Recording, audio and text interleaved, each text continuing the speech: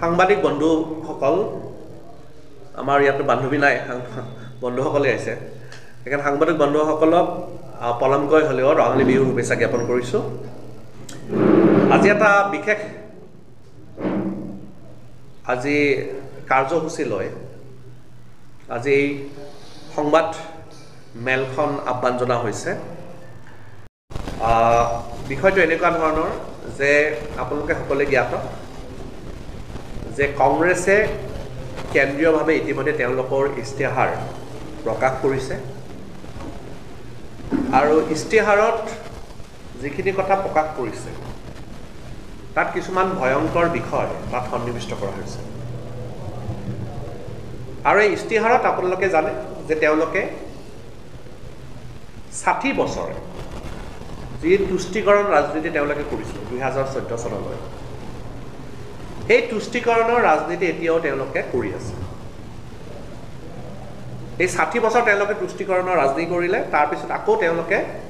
বৰ্তমান এইবাৰ যি ইস্তিহাৰ প্ৰকাশ কৰিছে তাতো তেওঁলোকে তুষ্টিকৰণৰ ৰাজনীতি তেওঁলোকে আৰম্ভ কৰিছে ইতিমধ্যে মাননীয় যশস্বী প্ৰধানমন্ত্ৰী নৰেন্দ্ৰ মোদী ডাঙৰীয়াই যেতিয়া শাসনভাৰ লৈছে 2014 চনৰ পৰা আমি আমাৰ এটাই এজেন্ডা আমাৰ উন্নয়ন আমি প্ৰত্যেকটা ইস্তিহাৰত আমি উন্নয়নৰ বিষয়ে কম প্ৰত্যেকটা ইস্তিহাৰত আমি সামগ্ৰিকভাৱে ভাৰতবৰ্ষৰ প্ৰত্যেকখন ৰাজ্যৰ উন্নয়নৰ বিষয়ে কম সামগ্ৰিকভাৱে ভাৰতবৰ্ষখন কিদৰে আগবঢ়াই লৈ যাব পাৰি বিশ্বৰ এখন শ্ৰেষ্ঠ দেশত পৰিগণিত কৰিব পাৰি তাৰ বিষয়ে আমি ইস্তিহাৰত প্ৰকাশ কৰোঁ কিন্তু তাৰ পৰিপন্থী কংগ্ৰেছে যি তেওঁলোকে তুষ্টিকৰণৰ ৰাজনীতি কৰিছিলে সেই তুষ্টিকৰণৰ ৰাজনীতি বৰ্তমান যিটো তেওঁলোকৰ ইণ্ডিয়া এলায়েন্স যিটো তেওঁলোকে কৰিছে এই ইণ্ডিয়া এলায়েন্সে যিটো যৌথভাৱে যি ইস্তিহাৰ প্ৰকাশ কৰিছে তাতো দেখা গৈছে যে তেওঁলোকে সেই তুষ্টিকৰণৰ ৰাজনীতিয়ে কৰিছে আজি কংগ্ৰেছ আৰু ইয়াৰ মিত্ৰজোঁটৰ চকু এতিয়া বৰ্তমান আমাৰ ভাৰতবৰ্ষৰ বা আপোনালোকৰ জনতাৰ এতিয়া উপাৰ্জনৰ ওপৰত আৰু সম্পত্তিবিলাকৰ ওপৰত আমাৰ মানুহবিলাকে পাব্লিকে কি উপাৰ্জন কৰিছে পাব্লিকৰ কিমান সম্পত্তি হৈছে তাৰ ওপৰত চকু পৰিছে এতিয়া আৰু এইটো কাৰণে সেই ইস্তিহাৰত প্ৰতিফলন ঘটিছে এইটো যে তেওঁলোকে সঁচাকৈয়ে তেওঁলোকৰ চকু আছে সম্পত্তিৰ ওপৰত উপাৰ্জনৰ ওপৰত মানুহৰ ধন সম্পত্তিৰ ওপৰতহে তেওঁলোকৰ লক্ষ্য উন্নয়ন নহয় আৰু সেইটো কাৰণে ইতিমধ্যে আমাৰ ভাৰতবৰ্ষৰ যশস্বী প্ৰধানমন্ত্ৰী নৰেন্দ্ৰ মোদী ডাঙৰীয়া তেখেতৰ মন্তব্য ইতিমধ্যে প্ৰকাশ কৰিছে তেওঁ আমাৰ যশস্বী প্ৰধানমন্ত্ৰীক যিটো মন্তব্য তেওঁ প্ৰকাশ কৰিছিলে ইতিমধ্যে ইস্তিহাৰৰ ওপৰত তাৰ দুটামান মই আপোনালোকক উল্লেখাই দিব বিচাৰিছোঁ যে প্ৰধানমন্ত্ৰী মহোদয়ে কৈছে ইতিমধ্যে যে কংগ্ৰেছ আৰু ইণ্ডি মিত্ৰজোঁটে এতিয়া আপোনাৰ উপাৰ্জনৰ ওপৰত চকু দিছে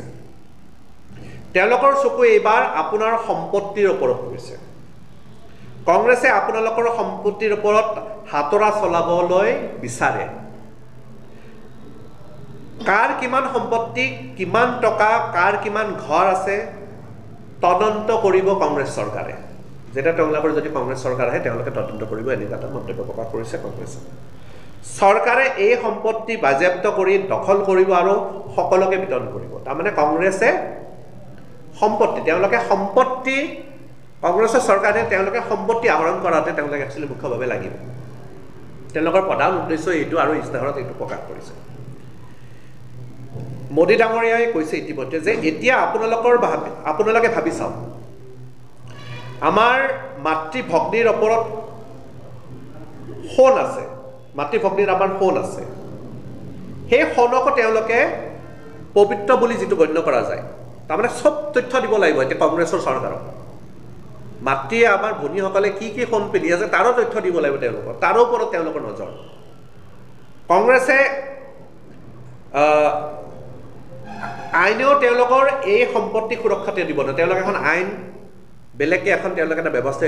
যাৰ ফলত নেকি তেওঁলোকৰ নিজৰ আপোনালোকৰ নিজৰ বুলি দাবী কৰা নিজৰ সম্পত্তিখিনিও আপোনালোকে সুৰক্ষিত কৰিব নোৱাৰিব তেওঁলোকে এখন বেলেগ ধৰণৰ ব্যৱস্থা কৰে যাৰ ফলত নেকি সেইখিনিও তেওঁলোকে কংগ্ৰেছৰ চৰকাৰে হস্তগত কৰাৰ পৰিকল্পনা হাতত লৈছে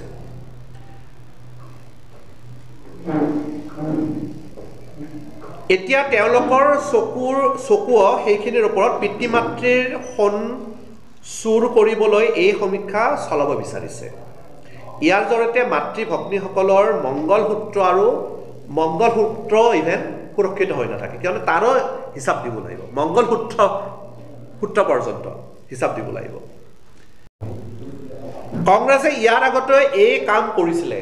বিগত সময়ছোৱাত উদাহৰণ আছে যে কংগ্ৰেছে এই কামবিলাক কৰিছিলে।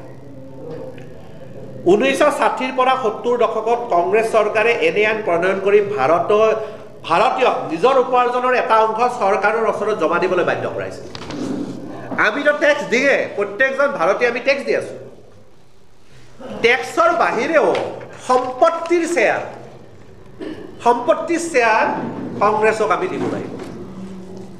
টেক্সটো আমি দিবই লাগিব, তাৰ লগে লগে আমি সম্পত্তিৰ শ্বেয়াৰ ভাবিছো কিমান এটা কংগ্ৰেছে তাৰমানে কি হয়, তেওঁলোকে চৰকাৰ গঠন কৰি তেওঁলোকৰ যাতে মন্ত্ৰীবিলাকৰ পকেটত পইচা সোমাব পাৰে, তেওঁলোকৰ নিজৰ বিলাকত যাতে পইচা হ'ব পাৰে, সেইটো কাৰণে আমাৰ মানুহবিলাকৰ সম্পত্তিৰ ভাগত তেওঁলোকে বিচাৰিব। এইটো তেওঁলোকৰ ইস্তিহাৰত প্ৰকাশ পাইছে। ভাৰতৰ সম্পদৰ ওপৰত মুছলমানৰ প্ৰথম অধিকাৰ আছে আৰু ভাৰতৰ ধন সম্পত্তি সংখ্যালঘু, প্ৰান্তীয়, অনুসূচিত জাতি, অনুসূচিত জনজাতি আৰু সামান্য সঞ্চয় থকা মহিলাকে ধৰি সংখ্যালঘুসকলৰ মাজত পুনৰ বিতৰণ কৰিব লাগে বুলি ধাৰণাটো কংগ্ৰেছৰ মাজত গভীৰভাৱে শিপাই আছে। কৰ্ণাটকৰ কংগ্ৰেছৰ মুখ্যমন্ত্ৰী সিদ্ধাৰামায়াই কেইমাহমান পূৰ্বে ভাষণত পুনৰ উল্লেখ কৰিছিল যে দেশৰ সম্পত্তিৰ ওপৰত মুছলমানৰ অধিকাৰ আছে আৰু তেওঁলোকে লাভ কৰাটো নিশ্চিত কৰিব লাগে। এইটো বিপদজনক আৰু বিভাজনকাৰী। কংগ্ৰেছ ভাৰতৰ সামাজিক তন্ত্ৰ ধ্বংস কৰিবলৈ উঠি পৰি লাগিছে। কংগ্ৰেছ ভাৰতৰ সামাজিক তন্ত্ৰ ধ্বংস কৰিবলৈ উঠি পৰি লাগিছে। এই বিষয়টো অত্যন্ত স্পৰ্শকাতৰ বিষয় যে কোনোবাক তুষ্টিকৰণ কৰাৰ কাৰণে কংগ্ৰেছে ইন্দ্ৰ মিত্ৰজোঁটে যি ইস্তিহাৰ প্ৰকাশ কৰিছে, এই ইস্তিহাৰখন সঁচাকৈ এটা ভয়ানক, বাস্তৱত যদি আপোনালোকে ভাবি চাই সঁচাকৈ এটা ভয়াৱহ এটা পৰিস্থিতি হ'ব যদি তেওঁলোকৰ সঁচায়ে যদি তেওঁলোকে ভাবাৰ দৰে তেওঁলোকৰ চৰকাৰ আহিলে। কিন্তু তেওঁলোকৰ উদ্দেশ্যটো আমি জানিব লাগিব আৰু এইটো কাৰণে আমি সকলো ৰাইজে আমি সচেতন হ'ব লাগিব আৰু কংগ্ৰেছৰ যি এজেণ্ডা, যিটো গুপ্ত এজেণ্ডা, এই গুপ্ত এজেণ্ডাৰ পৰা আমি ভাৰতবৰ্ষক বচাই চলাব লাগিব।